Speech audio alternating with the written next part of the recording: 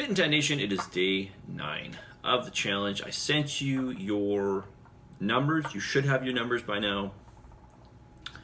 And today is the day that I would like your feedback. Okay, so send me in your feedback. It's in the email that I sent you along with your macros. I think the link is www.trainonmain.com/Fitin10 check-in. All one word, I believe. Anyways, the link is in that email. Your new numbers that you got there, I know probably get some questions about this. Your calories didn't change. Your calories did not change. Your macro ratio changed a little bit, not substantially, but a little bit. And that's what you're gonna follow for the rest of this week. Okay. I want to remind you guys, I'm going to keep reminding you, you got to do 3 weight training classes per week. Hopefully that's in the gym with me. If not, then those are going to be Zoom classes. On top of that, you're going to do 3 cardio sessions, and in your email with your updated macros, you're going to see an increase in your intervals, an increase in your interval time, and an increase in your upper heart rate level, okay? So check that out as well. Make sure you follow it. Okay, somebody made a very interesting comment to me the other day, and it's something that I thought I should talk about, and I have touched upon this in previous challenges, although probably not very often. And it is really something that I tend to overlook, not that I don't think it's important, but because I just assume that you guys understand this, but I realize that you don't. And you probably might be getting some of the gist of this as you're going through the workouts. But when you're training with weights, especially heavier weights, you need to really actually concentrate, right? It's a lot different than going out for a jog or getting on a bike and pedaling.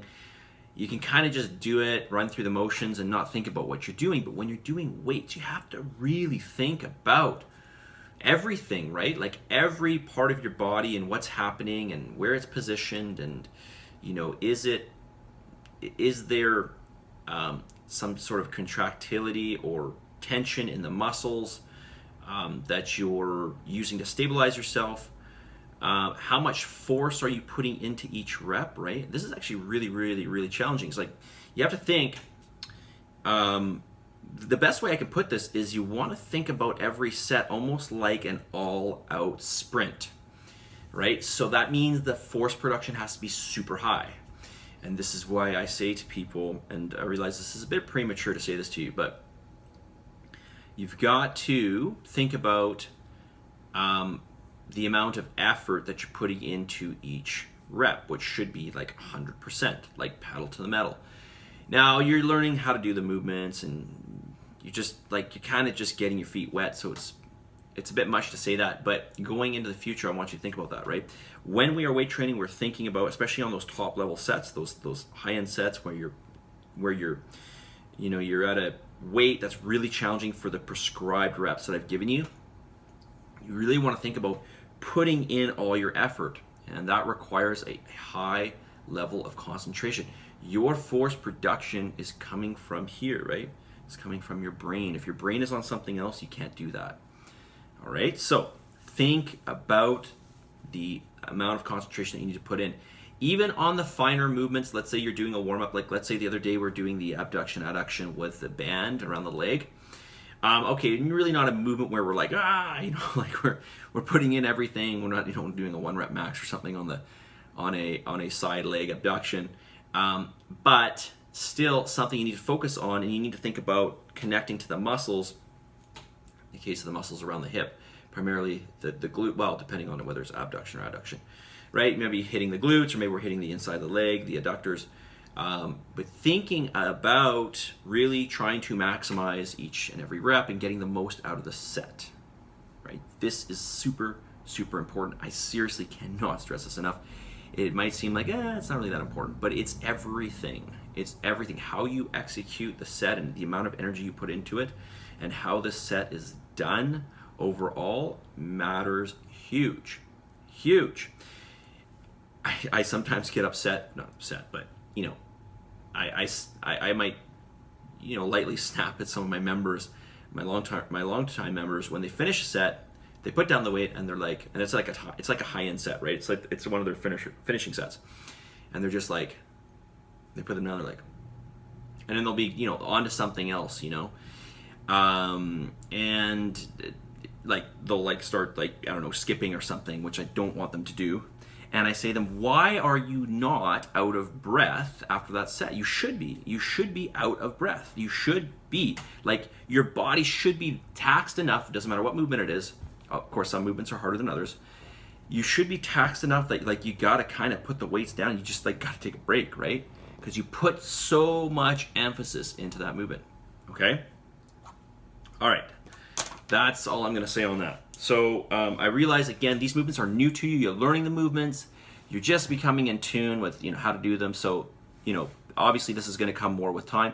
But I already want to put this in your mind. You want to think about how much effort and how diligently you're performing the movement, okay, the movement at hand. So keep that in your mind for every single exercise you do.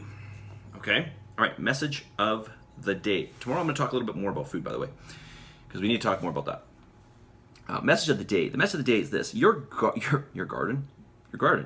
No, your mind is like a garden. You need to nurture it with positivity. Your mind is like a garden. You need to nurture it with positivity. Okay, and let's not forget too. We want to nurture it with good food, good nutrition, right? Good rest, and of course exercise. Not just physical exercise, but mental exercise, right? But overall, the premise of this.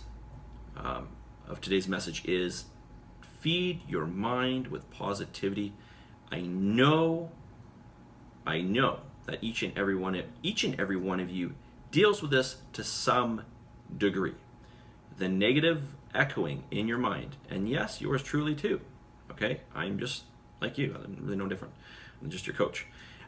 So this is very important to be aware of this and to try to switch tracks in your mind to allow you to see more of your potential. This is very, very important.